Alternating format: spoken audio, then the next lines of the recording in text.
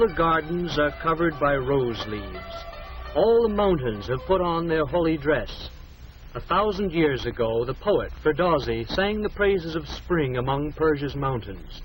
Today, the people of Iran still look to their mountains for water, precious water for the high, arid plain on which most of the people live. But too often, rivers flowing down from the snows disappear in the great central deserts of Iran. East and west lie other Muslim lands: Turkey, Iraq, Saudi Arabia, Pakistan, Afghanistan. North, the Soviet Union lies beyond the Alborz Mountains. Iran knew greatness in the days when it was known as Persia. From this vast throne room, heart of his renowned capital, Persepolis, King Darius ruled over the first great empire in history. The Hall of 100 Columns, the Haram for the many royal wives, and a wonderful sculptured stone stairway were among the marvels here.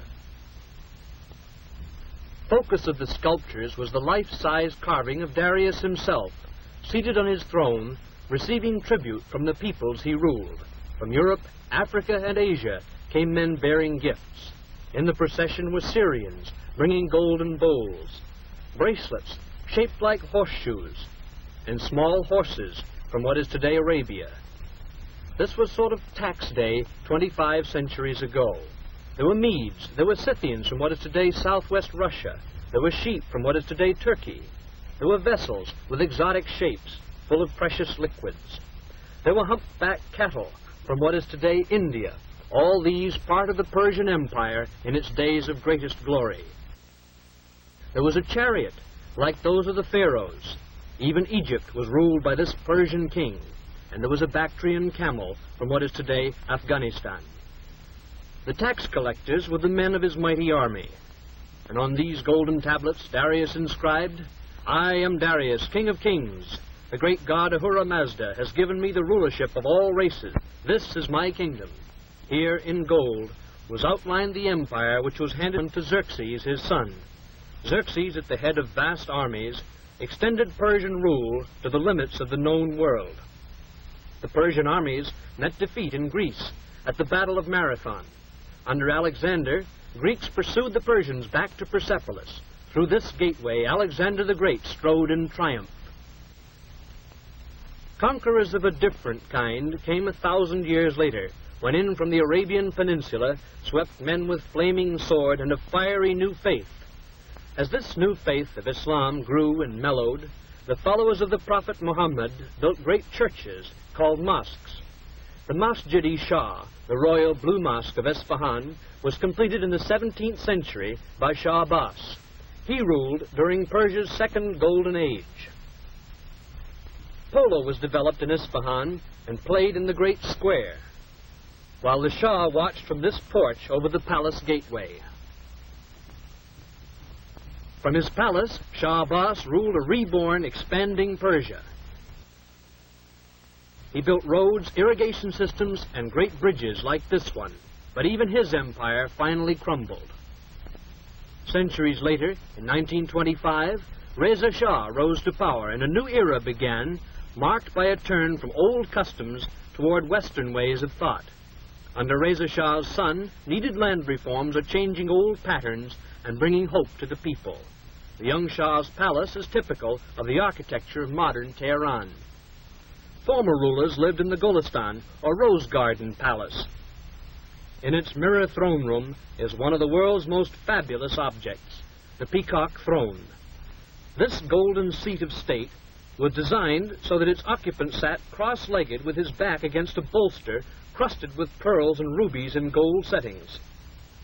Built for the great Mughal of India, it was captured by Nadir Shah and brought to Persia 200 years ago. Above is the jeweled peacock from which the throne gets its name.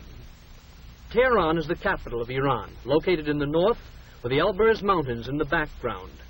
Tehran is a modern city with roots in the past. The great Muslim religious college of Sepah-Salar is one of the intellectual centers of the Islamic world. These young men are studying to become mullahs, religious leaders.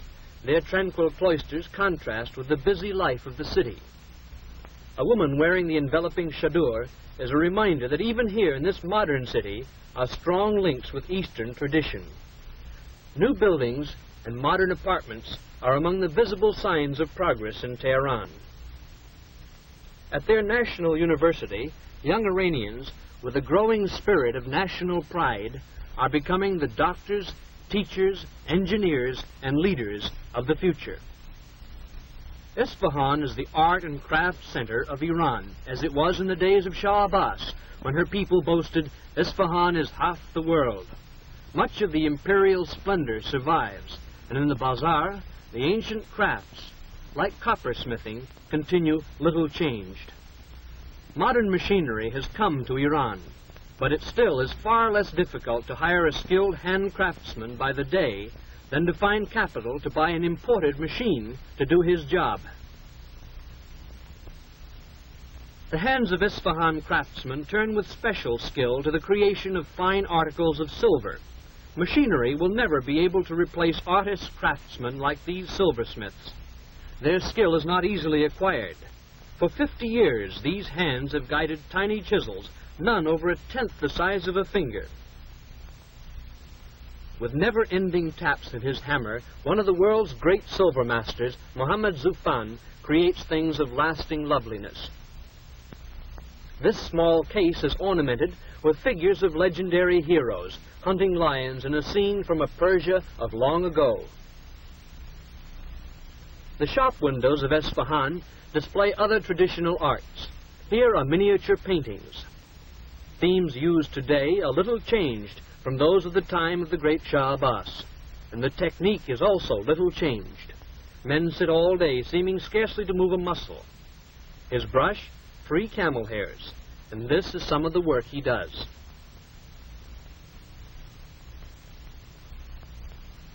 The best-known product of Isfahan hands is, of course, the Persian rug. An average rug is made up of at least 1 million tiny knots, every one of which must be tied by hand. The knots make the woolen tufts, or pile, of the rug.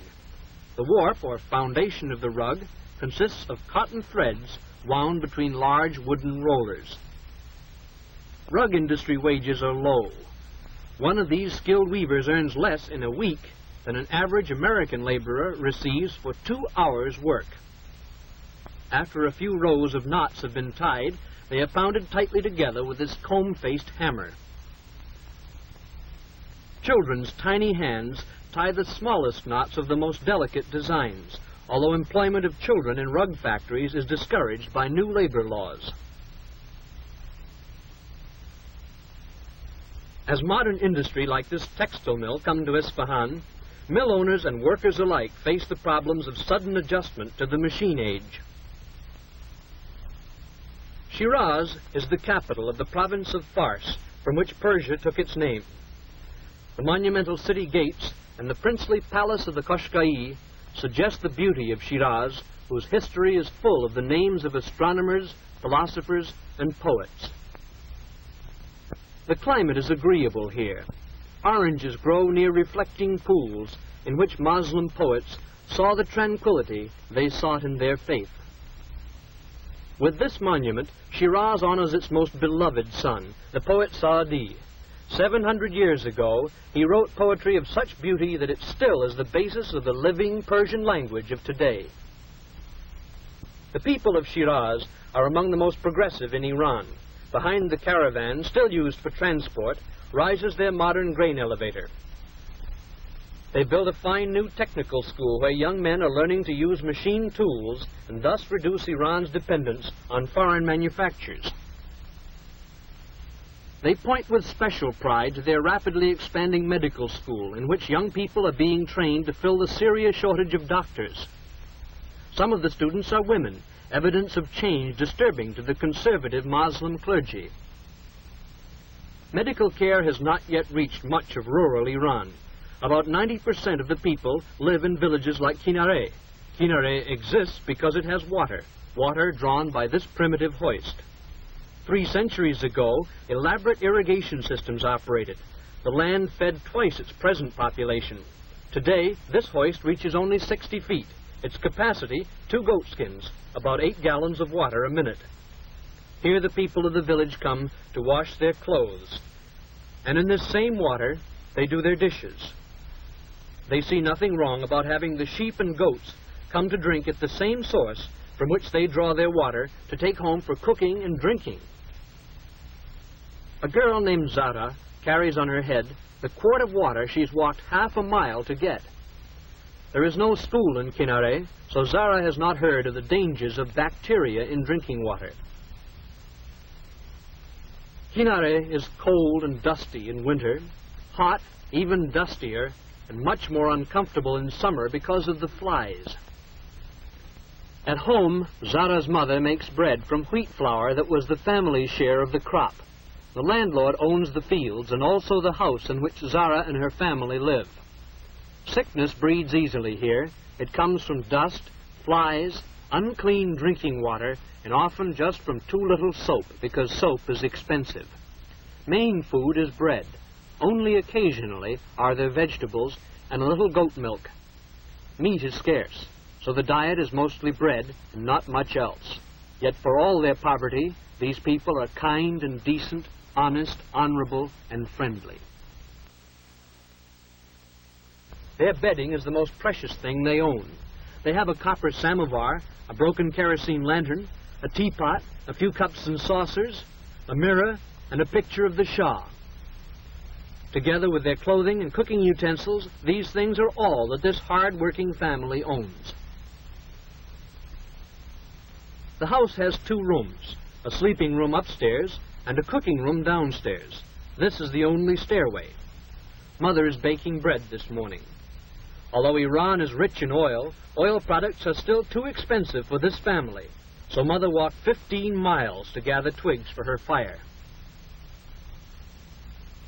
As Zara's father, Mustafa, walks to work, he realizes that he is neither much better nor much worse off than his neighbors, who are neither much better nor much worse off than most of the 16 million people of Iran.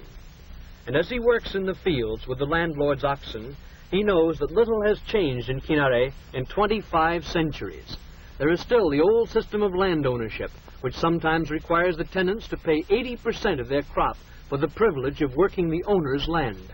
The only change is Mustafa's clothing, and now the steel tip on the wooden plow. Like most people of the Middle East, Mustafa wants the benefits of mechanized civilization. Change is coming as the great natural resources of Iran are developed. The most important resource is oil. At Abadan is one of the world's largest refineries, built to serve customers of many nations. Developed by British interests, Iranian oil has been the subject of bitter dispute. With no tradition of mechanical experience, Iranian technicians are developing skills to operate complex machinery. High industrial wages have attracted men from all over the country to work in the unfamiliar angle of technical equipment. Men from the highland tribes, men from the city bazaars, have put on the workman's helmet. This, then, is the new man of Iran, a man who looks with hope to the time when, with further development of industry and her great natural resources, Iran may know again some of the glory it knew when Darius ruled at Persepolis over the mightiest empire the world had ever known.